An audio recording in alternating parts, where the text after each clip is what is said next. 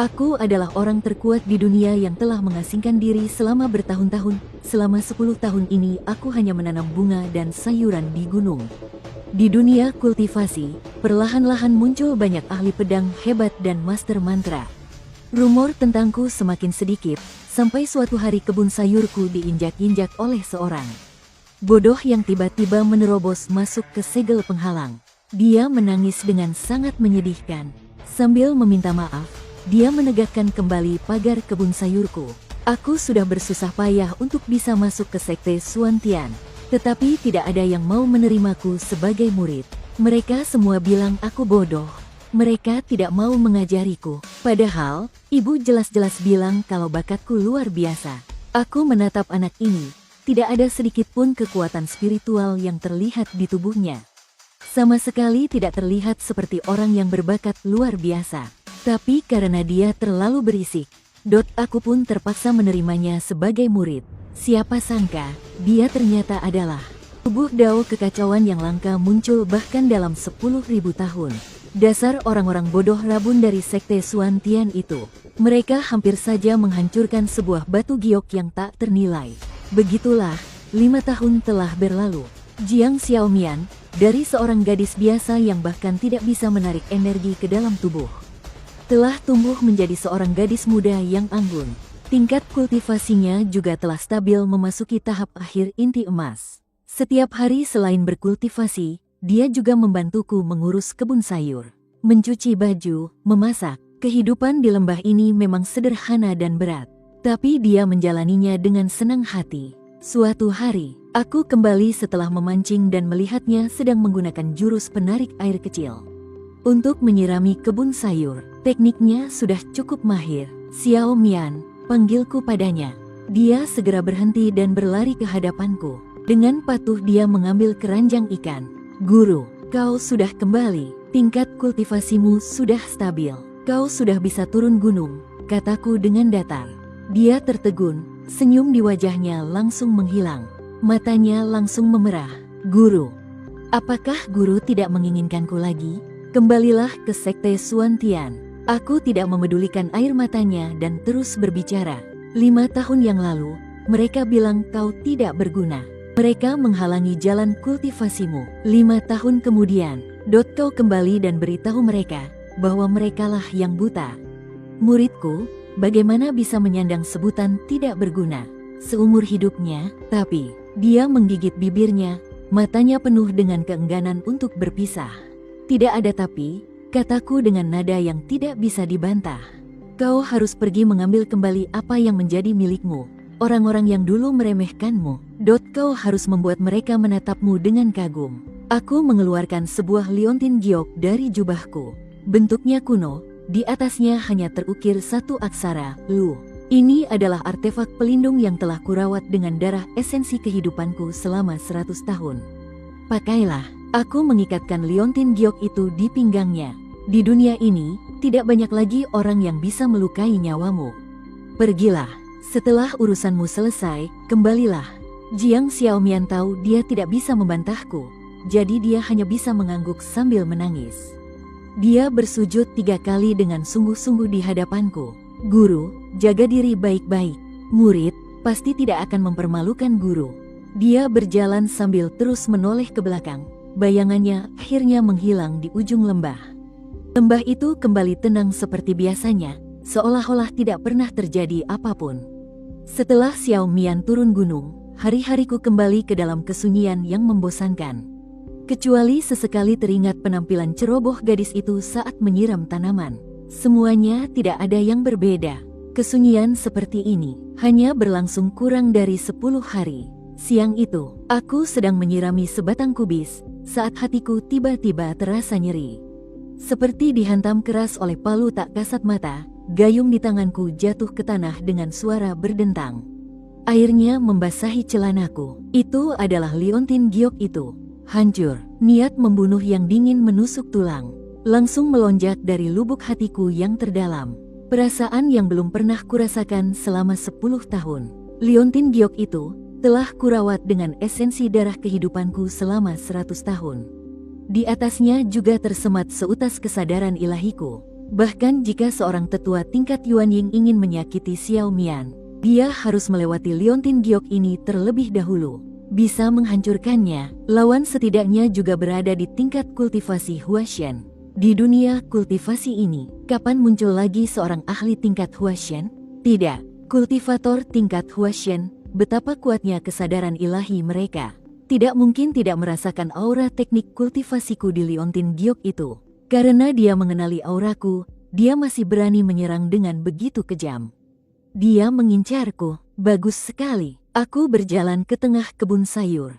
Di sana tertancap sebatang tongkat kayu yang bengkok. Itu adalah tongkat yang kutancapkan 10 tahun lalu untuk menjadi penyangga tanaman kacang. Terkena angin dan matahari, tongkat kayu itu sudah lama membusuk, seolah akan hancur jika disentuh. Aku memegang ujung tongkat itu, dan perlahan mencabutnya dari tanah yang basah.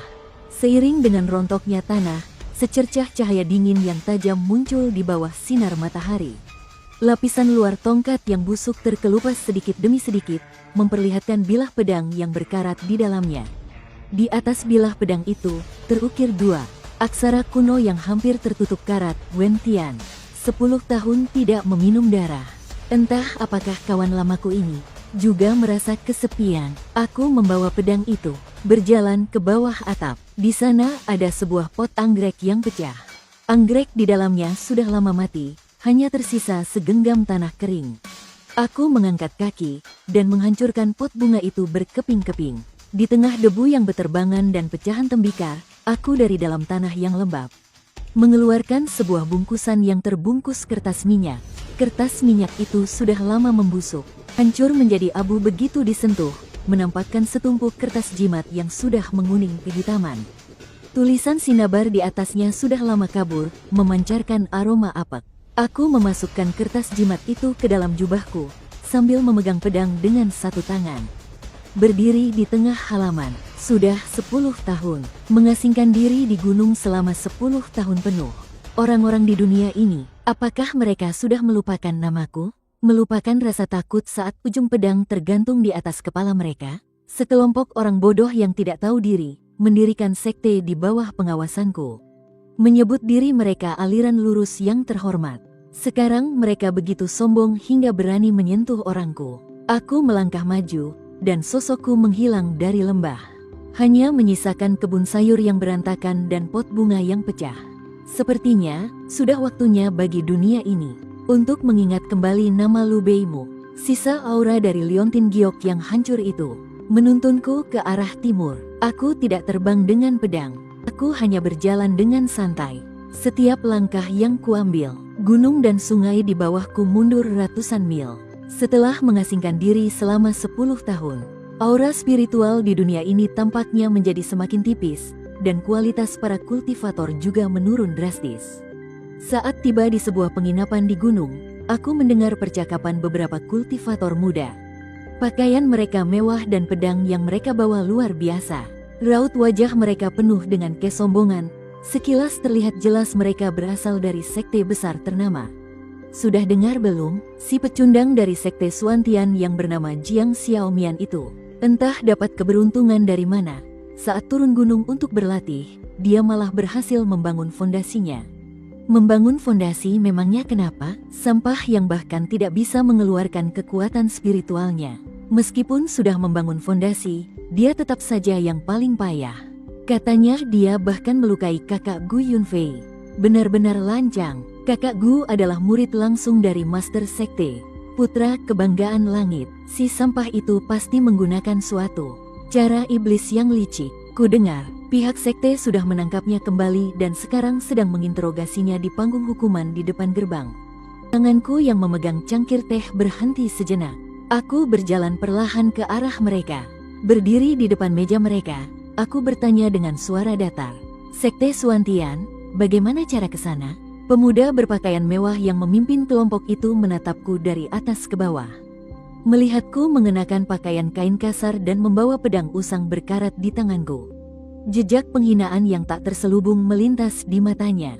Kamu siapa? Memangnya orang sepertimu pantas menanyakan tentang sekte Suantian? Pergi sana, jangan menghalangi pemandangan di sini. Aku tidak bicara lagi, Hanya dengan menjentikkan jari, seberkas energi pedang yang nyaris tak terlihat melesat dari ujung jariku, melintas tanpa suara di atas meja mereka. Beberapa orang itu tertegun sejenak, lalu dengan ngeri menyadari bahwa pedang sakti yang tergantung di pinggang mereka, yang sangat mereka banggakan, semuanya patah menjadi dua, dengan bekas patahan yang halus seperti cermin. Ujung pedang yang patah berjatuhan ke lantai. Mereka bahkan tidak melihat bagaimana aku melakukannya. Kau, wajah pemuda berpakaian mewah itu menjadi pucat pasi. Tangannya yang menunjuk ke arahku gemetar hebat. Sekarang, bisa beritahu aku jalannya? Aku masih menggunakan nada datar yang sama. Mereka terbirit-birit menunjukkan arah, tidak berani mengucapkan sepatah kata pun lagi.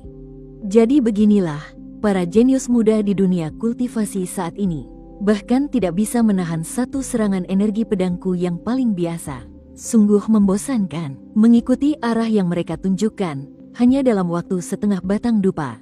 Sebuah gunung surgawi yang megah muncul di hadapan. Di atas gerbang besar, 3 aksara besar, Sekte Suantian, yang tertulis dengan indah menunjukkan vitalitas dari sekte baru ini.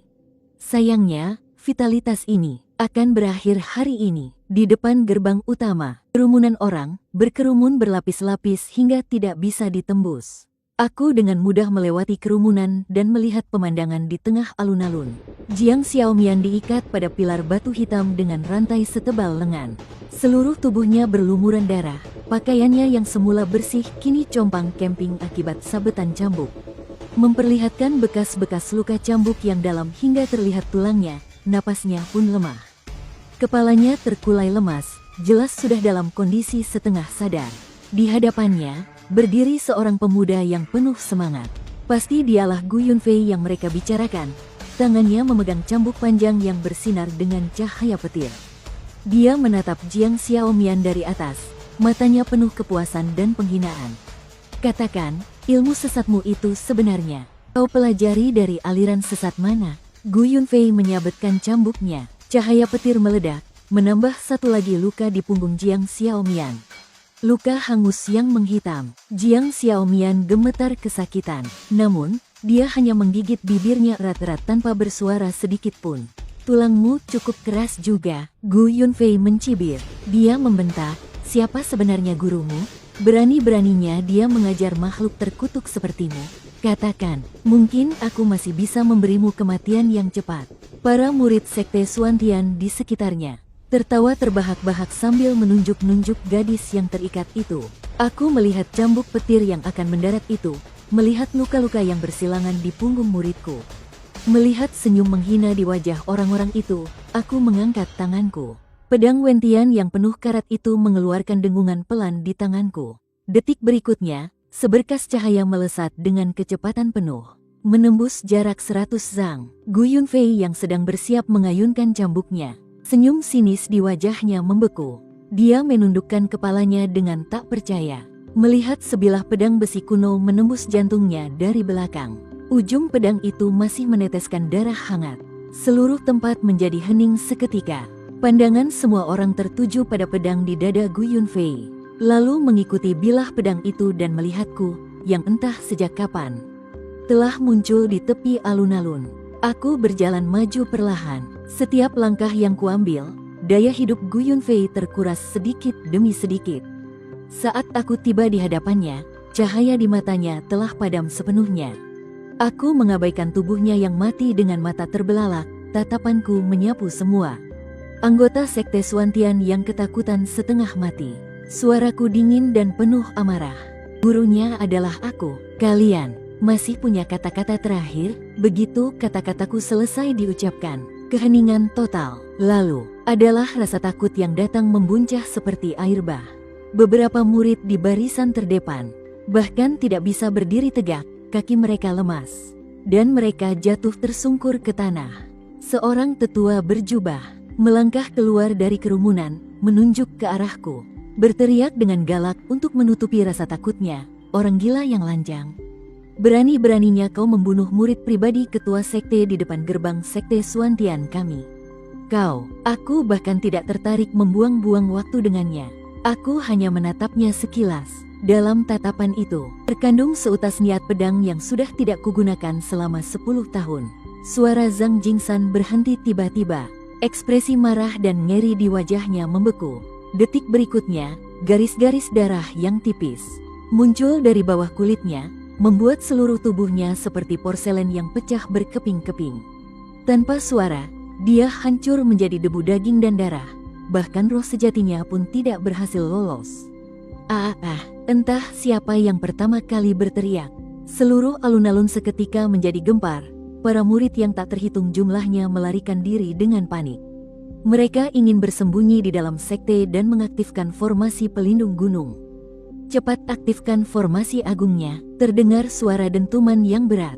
Seluruh puncak utama sekte Xuantian bergetar. Sebuah tirai cahaya biru pucat yang besar membubung ke langit. Seperti mangkuk raksasa yang terbalik, menyelimuti seluruh gerbang gunung. Di atas tirai cahaya, simbol-simbol misterius yang tak terhitung jumlahnya mengalir, memancarkan aura kuno dan agung. Inilah fondasi sekte Xuantian selama ratusan tahun. Konon, formasi ini bisa menahan serangan penuh dari seorang kultivator tahap transformasi dewa. Melihat mereka yang bersembunyi di balik tirai cahaya, menatapku dengan tatapan ngeri. Tatapan para murid itu penuh kebencian sekaligus kelegaan. Aku jadi ingin tertawa. Mereka pikir, dengan begini mereka sudah aman. Sambil membawa pedang Wentian, aku berjalan perlahan ke depan tirai cahaya raksasa itu. Aku mengangkat tanganku, menggunakan ujung pedang. Aku menyentuhkannya dengan lembut pada formasi yang berkilauan itu. Ting, terdengar suara jernih seperti batu giok yang beradu. Berpusat di titik sentuhan ujung pedang, retakan yang nyaris tak terlihat tiba-tiba muncul dan menyebar ke segala arah dengan kecepatan yang mengerikan. Krak! Retakan itu langsung menyelimuti seluruh tirai cahaya seperti jaring laba-laba. Para murid sekte Xuantian yang tadinya mengira sudah aman, ekspresi lega di wajah mereka berubah menjadi kengerian yang luar biasa. Terdengar suara ledakan keras. Formasi pelindung gunung yang konon tak terkalahkan itu hancur hanya dengan satu sentuhanku.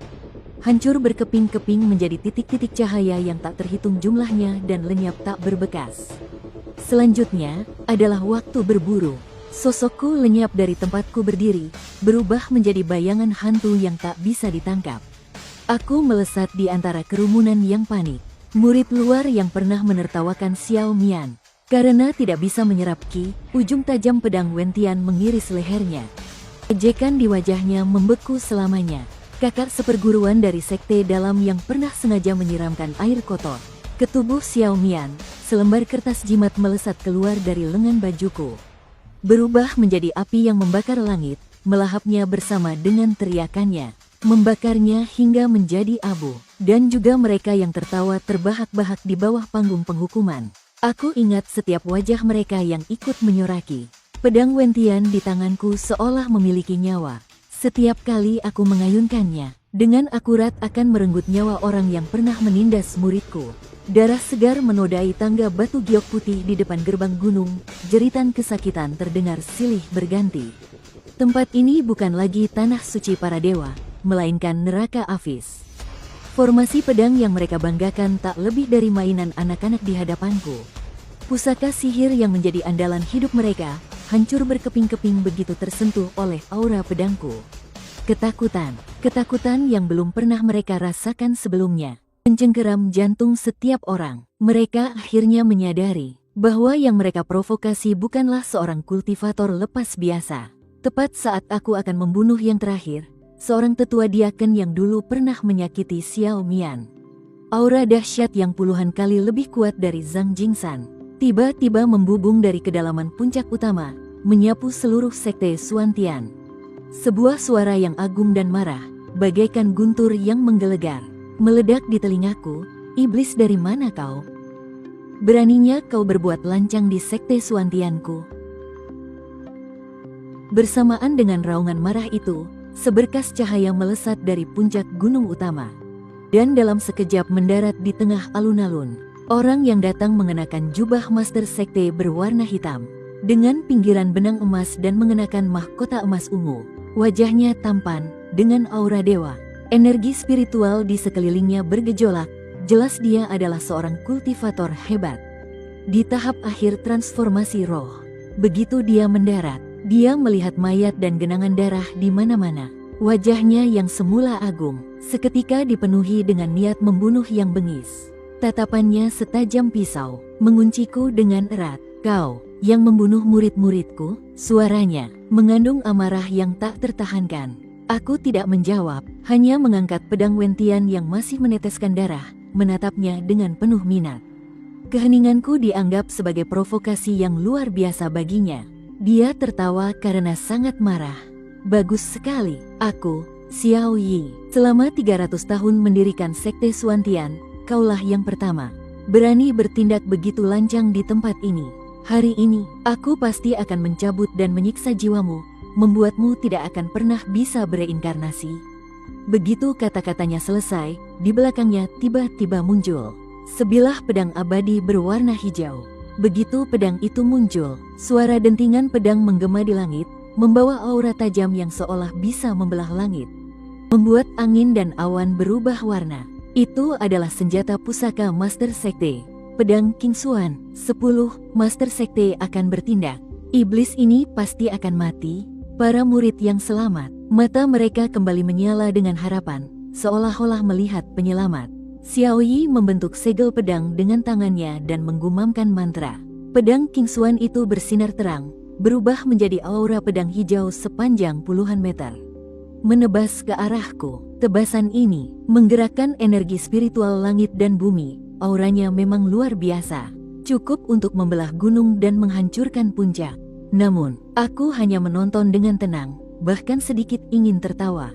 Gerakan pembuka ini, metode sirkulasi energi spiritual ini, dan ritme Dao yang samar-samar dalam gerakan pedang ini terlalu familiar. Meskipun telah diubah sembarangan olehnya menjadi tidak karuan dan penuh dengan kelemahan, tetapi aku masih bisa mengenalinya dalam sekejap. Bukankah ini draft yang aku tulis ratusan tahun yang lalu saat senggang di beberapa lembar kertas bekas? Untuk menyimpulkan perubahan ilmu pedang, aku ingat beberapa lembar kertas itu kemudian aku gunakan untuk mengganjal kaki meja. Tidak kusangka bisa tersebar dan dianggap sebagai kitab rahasia tertinggi oleh seorang bodoh. Aku mengangkat kepalaku dan menatap Xiao Yi dengan saksama. Wajahnya yang bengkok karena marah mengingatkanku pada suatu wajah muda dan penjilat dari sudut ingatanku yang paling dalam. Ternyata dia, dulu di perguruan, adik seperguruan yang bakatnya biasa-biasa saja itu, tapi selalu suka mengikutiku dari belakang. Selalu memanggilku kakak seperguruan lu, adik seperguruan kecil yang ambisius itu. Tidak kusangka, hanya dengan mengandalkan beberapa lembar kertas bekas yang kubuang, dia ternyata bisa menjadi seorang pemimpin sekte. Sungguh dunia ini tidak dapat diprediksi. Melihat aura pedang hijau yang cukup untuk membelah puncak gunung menjadi dua, hampir mendarat di atas kepalaku, akhirnya aku bergerak. Aku tidak menggunakan pedang, bahkan tidak mengaktifkan energi spiritual apapun untuk melindungi tubuhku. Aku hanya mengulurkan dua jari, jari telunjuk dan jari tengah. Dengan lembut, menjepit ujung tajam aura pedang itu. Boom! Energi pedang yang dahsyat itu berpusat padaku dan meledak ke segala arah, menghancurkan semua bangunan yang tersisa. Namun, itu bahkan tidak bisa menggerakkan ujung bajuku sedikit pun. Rasa puas dan bangga di wajah Xiao Yi membeku, digantikan oleh kebingungan dan kengerian. Dia sama sekali tidak bisa memahami apa yang terjadi di depan matanya.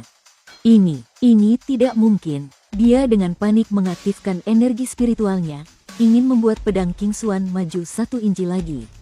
Aku melihat perjuangannya yang sia-sia dan berkata dengan ringan, "Kemampuan payah seperti ini, siapa yang mengajarimu?"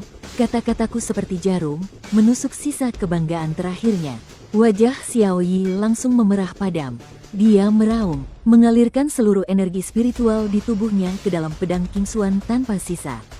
Bilah pedang itu bergetar hebat, mengeluarkan suara berdengung seolah tidak sanggup menahannya. Mencoba melepaskan diri dari cengkeraman jariku. Hancurlah, dia mengerahkan seluruh kekuatannya. Cahaya hijau di ujung pedang itu bahkan sangat menusuk hingga mata tidak bisa terbuka. Sayang sekali, kunang-kunang tetaplah kunang-kunang. Aku mulai sedikit tidak sabar. Ujung jariku menekan sedikit, sebuah rintihan yang nyaring bergema di seluruh alun-alun. Di bawah tatapan ngeri semua orang, pedang yang dianggap oleh para murid sekte Xuantian itu sebagai senjata dewa, pedang King Xuan mulai dari ujungnya patah inci demi inci. Pecahan-pecahan hijau yang tak terhitung jumlahnya jatuh bergemerincing di tanah. Puff, senjata pusaka miliknya hancur. Pikiran Xiao Yi sangat terguncang. Seketika dia memuntahkan seteguk darah segar, dan seluruh tubuhnya seolah menua puluhan tahun dalam sekejap. Auranya menjadi sangat lemah. Dia terhuyung-huyung mundur, menunjuk ke arahku. Di matanya hanya tersisa rasa takut murni dan tidak percaya. Kamu, sebenarnya siapa kamu? Aku malas membuang-buang waktu lagi dengannya. Aku menarik kembali jariku, lalu berjalan ke arahnya selangkah demi selangkah. Langkah kakiku sangat pelan, sangat ringan. Tetapi setiap langkahku terasa seperti menginjak jantung semua orang. Para murid dan tetua yang selamat, di bawah tekanan tak kasat mata ini terus mundur, bahkan ada yang kakinya menjadi lemas dan langsung jatuh terduduk di tanah. Xiao Yi ingin kabur, tetapi dia terkunci oleh auraku. Tubuhnya kaku seperti batu. Bahkan untuk menggerakkan satu jari pun dia tidak bisa. Dia hanya bisa menatapku tanpa daya. Aku berjalan ke hadapannya. Ia melihatku perlahan mengangkat telapak tanganku. Ada kilatan tekad di matanya. Sepertinya dia ingin meledakkan roh purbanya untuk mati bersamaku. Di hadapanku, kau bahkan tidak punya hak untuk meledakkan diri. Aku berkata dengan datar. Telapak tanganku mendarat dengan ringan di dantian di perut bawahnya. Hanya dengan satu tekanan ringan. Lalu aku menariknya kembali. Seluruh tubuh Xiao Yi seolah tersambar petir. Dia gemetar hebat, lalu menunduk menatap dantiannya sendiri. Wajahnya awalnya menunjukkan kebingungan, lalu seketika ditelan oleh keputusasaan yang tak berujung. Kekuatan spiritual yang telah dia latih dengan susah payah selama ratusan tahun, bagaikan banjir dari bendungan yang jebol, mengalir deras keluar dari seluruh tubuhnya, kembali ke langit dan bumi. Lautan ki dantiannya yang luar biasa kokoh, kini seperti bola yang ditusuk. Tak bisa lagi menahan sedikit pun energi spiritual. Tingkat kultivasinya jatuh dengan kecepatan yang terlihat oleh mata telanjang. Alam transformasi roh, alam jiwa baru, alam inti emas, alam pembangunan fondasi, hingga pada akhirnya, dia benar-benar menjadi manusia biasa yang tidak bisa berkultivasi. Aar. Kultivasiku, Xiao Yi meraung pilu memilukan. Dia jatuh lemas ke tanah, seperti ikan yang kehabisan air. Kejang-kejang tanpa daya, dia terbaring di tanah. Terengah-engah, tatapan matanya yang keruh menatapku lekat-lekat. Sepertinya dia mencoba dari jurusku, dari caraku bertindak yang sangat mendominasi ini. Mencari jejak yang familiar, rasa takut yang terkubur di bagian terdalam ingatannya. Perlahan-lahan bangkit, dia teringat ratusan tahun yang lalu. Sosok dari belakang yang menaklukkan seluruh era laksana dewa dan iblis. Teringat gulungan teknik kultivasi sisa yang dibuang begitu saja oleh orang itu, tetapi dianggapnya sebagai harta karun. Teringat niat pedang tiada taraf dari orang itu, yang dengan santainya bisa membuat langit dan bumi kehilangan warnanya. Pria yang terlihat biasa saja di hadapannya ini, dengan sosok legendaris itu, perlahan-lahan menyatu. Pupil matanya tiba-tiba menyusut. Bibirnya bergetar. Akhirnya dengan sisa tenaga terakhirnya, dia berhasil mengucapkan beberapa kata, "Kau adalah Lu Beimu." Aku menatapnya dari atas, tanpa ada gejolak sedikit pun di mataku, seolah-olah hanya melihat seekor semut. Melumpuhkan Xiao Yi hanyalah permulaan. Aku bahkan tidak meliriknya lagi. Semut yang dulunya melompat-lompat dengan cukup riang ini, kini sudah tidak layak lagi membuang-buang perhatianku. Pandanganku perlahan terangkat, tertuju pada puncak gunung di kejauhan itu. Puncak utama yang menjulang tinggi ke awan. Di sana adalah fondasi sekte Xuantian yang menopang sekte ini. Tempat urat nadi spiritual keberuntungan 100 tahun mereka berada. Sudah 10 tahun sejak aku mengasingkan diri di Gunung Selatan, pedang yang bernama Wen Tian ini telah kutancapkan begitu saja di kebun sayur, menjadi patok selama 10 tahun. Pernah digunakan untuk mengikat mentimun, juga melilitkan buncis. Aura membunuh di mata pedangnya telah lama terkikis oleh kehangatan kehidupan pedesaan hingga bersih tak bersisa. Tapi sekarang, ia sepertinya merasakan niat tuannya, dan mulai mengeluarkan dengungan yang dalam dan bersemangat. Aku menanam sayur selama 10 tahun, dan mengasah pedang selama 10 tahun. Hari ini, akan kubuat dunia ini mengingat kembali ketajaman pedang ini. Aku dengan tenang mengangkat pedang Wentian ke atas kepalaku. Seketika, angin pun berhenti. Awan membeku. Seluruh dunia seakan-akan tombol jeda telah ditekan. Semua suara, semua warna, lenyap dalam sekejap. Di antara langit dan bumi, hanya tersisa satu hal, yaitu yang berasal dari tubuhku, dari ujung pedangku. Niat pedang yang telah terasah hingga puncak kesempurnaan dan meluap dengan dahsyat. Itu bukanlah kekuatan spiritual dengan cahaya keemasan yang menyilaukan, bukan pula energi iblis yang bisa menghancurkan langit dan bumi, melainkan sebuah tekad murni yang begitu tajam hingga mampu membelah segalanya. Para murid Sekte Suantian yang selamat menyadari dengan ngeri, formasi agung pelindung gunung yang mereka banggakan. Di hadapan niat pedang ini, laksana es dan salju di bawah terik matahari, meleleh dan hancur tanpa suara. Kemudian, aku menebaskan pedangku. Tidak ada suara dahsyat yang mengguncang dunia, bahkan tidak ada suara sedikit pun. Waktu dan ruang seolah kehilangan maknanya di bawah tebasan pedang ini. Aura pedang kelabu yang tak kasat mata melesat dari ujung pedang. Terlihat lambat, tetapi sesungguhnya melesat begitu cepat melampaui pemahaman semua orang. Melesat lurus ke arah puncak utama Sekte Suantian. Suasana menjadi hening. Satu napas kemudian, krak. Terdengar suara retakan kecil, seolah-olah menjadi sebuah pertanda. Selanjutnya, di bawah tatapan ngeri yang tak akan pernah terlupakan seumur hidup oleh semua orang, puncak utama Sekte Suantian yang telah berdiri gagah selama ratusan tahun itu, mulai dari puncaknya. Sebuah retakan yang sangat dalam seketika menembus seluruh gunung.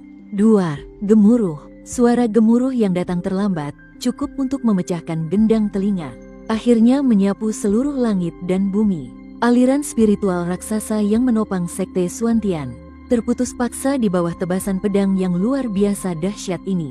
Energi spiritual murni yang tak terhitung jumlahnya menyembur keluar seperti banjir bandang, berubah menjadi badai yang menyapu ke segala arah. Gunung mulai runtuh, bebatuan raksasa berjatuhan, istana-istana hancur. Sekte yang namanya tengah menanjak di dunia kultivasi ini, sekte dewa yang disebut-sebut sebagai pemimpin generasi baru, begitu saja di depan mataku berubah menjadi puing-puing yang berantakan. Badai pun mereda, asap dan debu menghilang. Aku menenteng pedangku, berjalan perlahan ke depan gerbang gunung yang telah menjadi puing-puing. Ujung pedangku menggores tanah dengan ringan, bagaikan pena besi yang menulis di atas kertas. Puing-puing batu berhamburan, sebuah goresan pedang yang dalam tertinggal di atas puing-puing. Goresannya tajam, penuh dengan aura membunuh, cukup untuk membuat para kultivator ribuan tahun kemudian yang melihatnya tetap akan gemetar ketakutan. Di atasnya hanya ada satu kalimat, siapapun yang mengganggu muridku, nasibnya akan seperti sekte ini. Mulai saat ini, nama Dewa Pedang Lubeimu tidak akan lagi menjadi sebuah legenda, melainkan mimpi buruk baru yang menggantung di atas seluruh dunia kultivasi. Setelah menyelesaikan semua ini, aku menyandarkan pedang Wentian begitu saja di bahuku, seolah-olah sedang memanggul sebuah cangkul. Di belakangku adalah gerbang gunung yang telah menjadi puing-puing dan goresan yang terukir dalam di tanah. Bekas pedang yang cukup untuk membuat semua kultivator di masa depan ketakutan. Di hadapanku adalah alun-alun yang sunyi senyap dan mereka yang terkulai lemas di tanah. Dengan tatapan kosong, seolah-olah seluruh jiwa mereka telah direnggut. Para penyintas dari Sekte Suantian, aku tidak melirik mereka lagi. Aku melangkahkan kakiku menuju pilar hukuman di tengah alun-alun. Udara dipenuhi dengan bau darah dan debu yang pekat, serta aura bernama ketakutan yang hampir mengental menjadi wujud nyata. Aku tidak peduli. Aku berjalan lurus ke depan pilar hukuman. Murid kecilku, Jiang Xiaomian, diikat di pilar besi hitam yang dingin itu. Wajahnya yang semula ceria kini pucat pasi seperti kertas. Napasnya sangat lemah seolah-olah akan padam kapan saja. Tapi dia masih sadar. Dia mengangkat kepalanya dan melihatku. Di matanya yang telah kehilangan cahayanya, seberkas cahaya langsung muncul. kemudian langsung tenggelam oleh air mata yang deras. Rantai yang mengikatnya adalah artefak yang ditempa dari esensi besi dingin, khusus digunakan untuk mengunci jalur spiritual para kultivator. Aku bahkan tidak mau repot-repot mencabut pedangku. Aku hanya mengulurkan dua jariku dan menjentik rantai itu dengan ringan. Tring, terdengar suara nyaring, seolah-olah senar kecapi yang putus. Rantai besi hitam yang sangat kokoh itu pun patah berkeping-keping, berubah menjadi debu halus di tanah. Kehilangan penopang, tubuh Jiang Xiaomian jatuh terkulai ke depan. Aku mengulurkan tangan, menariknya ke dalam pelukanku. Sangat ringan, bahkan lebih ringan dari labu air terbesar di kebun sayurku. Guru, dia bersandar di dadaku. Dengan sekuat tenaga, memanggil dua kata itu dengan terisak. Lalu dia tidak bisa berkata-kata lagi, hanya mencengkeram erat kerah bajuku. Air matanya membasahi dadaku tanpa suara. Aku bisa merasakan, jalur spiritual di tubuhnya sudah diambang kehancuran, dan organ-organ dalamnya terluka parah. Aku menempelkan telapak tanganku di punggungnya. Aliran energi spiritual yang lembut dan murni perlahan mengalir masuk ke tubuhnya, memperbaiki meridiannya yang rusak, menstabilkan energi kehidupannya yang hampir lenyap. Tubuhnya tidak lagi gemetar, napasnya pun berangsur-angsur stabil. Aku menunduk, melihat murid di pelukanku ini, yang menangis seperti anak kucing. Hatiku, yang telah tenang selama 10 tahun, akhirnya tersentuh juga. Sudah tidak apa-apa, kataku dengan lembut. Suaraku tidak keras, tetapi terdengar jelas di seluruh alun-alun yang sunyi senyap itu. Guru akan membawamu pulang. Setelah berkata begitu, aku menggendongnya, berbalik dan pergi. Di belakangku, ada banyak sekali tatapan ngeri, takjub, dan bingung. Itulah kehancuran sebuah sekte dan kelahiran kembali sebuah legenda. Tetapi aku tidak menoleh ke belakang, terus berjalan jauh. Napas Jiang Xiaomian yang ada di dalam dekapanku akhirnya sedikit stabil. Dia menggesekkan tubuhnya di dekapanku dengan suara sengau yang berat. Dan dengan suara sepelan nyamuk, dia bertanya dengan lirih. Guru, kita masih akan kembali ke Gunung Selatan? Kembali, tentu saja kembali. Aku menggendongnya, selangkah demi selangkah, berjalan kembali ke Gunung Selatan. Reruntuhan sekte Suantian, guncangan di dunia kultivasi, kepanikan ratusan sekte, semua itu tidak ada hubungannya lagi denganku. Duniaku kembali menjadi sepetak tanah di Gunung Selatan ini. Dan murid kecilku yang telah kembali ini, pondok kayu itu masih sama seperti dulu. Bunga dan tanaman di halaman, selama beberapa hari kepergianku, masih terawat dengan baik oleh formasi sihir. Aku membaringkan Jiang Xiaomian dengan lembut di atas ranjang di kamarnya, karena energi spiritualnya terkuras habis dan lukanya terlalu parah. Dia sudah tertidur lelap. Aku tidak menggunakan pil obat yang rumit. Aku hanya mengalirkan mata air spiritual dari gunung belakang, menggunakan energi paling murni di dunia ini untuk membersihkan lukanya. Setelah itu, aku mengambil sebuah kotak kayu berdebu dari bawah tempat tidur. Dari dalamnya, aku mengambil sebutir pil hitam legam secara acak, lalu memasukkannya ke dalam mulutnya. Benda ini dulu kubuat hanya untuk iseng. Aku sudah lupa khasiat pastinya, hanya ingat kalau pil ini bisa dimakan seperti permen. Tapi energi spiritualnya terlalu banyak sampai terasa sedikit panas. Setelah melakukan semua itu, aku kembali menjalani hari-hariku dengan bercocok tanam, memancing, dan tertidur. Satu-satunya perbedaan adalah, sekarang ada seorang pengekor di sisiku. Setelah Jiang Xiaomian sadar, dia tidak lagi berisik seperti dulu, juga tidak lagi mudah menangis. Dia hanya menjadi lebih pendiam, dan juga lebih rajin. Setiap hari sebelum fajar, dia akan pergi sendiri ke halaman, berlatih jurus pedang yang kuajarkan berulang kali.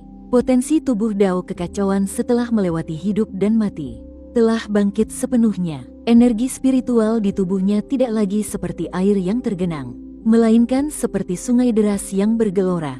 Setiap ayunan pedangnya membawa aura tajam yang bahkan membuatku terkejut. Hati Dao-nya, di tengah darah dan api, telah ditempa menjadi sangat kokoh. Aku masih tetap bermalas-malasan. Pedang Wentian kutancapkan kembali ke kebun sayur. Terkadang aku merasa pedang itu agak menghalangi jalan. Jadi aku mencabutnya dan menggunakan bilahnya yang tajam untuk mengupas kulit buah. atau menggunakan badan pedangnya untuk memukul beberapa lalat yang menyebalkan. Kertas-kertas jimat kuno dari bawah pot bunga juga kumasukkan kembali ke tempatnya. Sekalian kupadatkan sedikit, supaya tidak hanyut saat menyiram tanaman suatu hari nanti.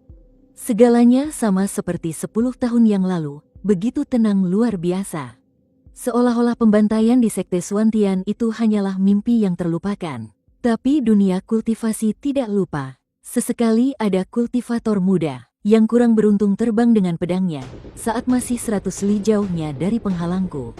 Mereka akan menabrak dinding tak kasat mata, lalu berbalik dan lari dengan sangat ketakutan.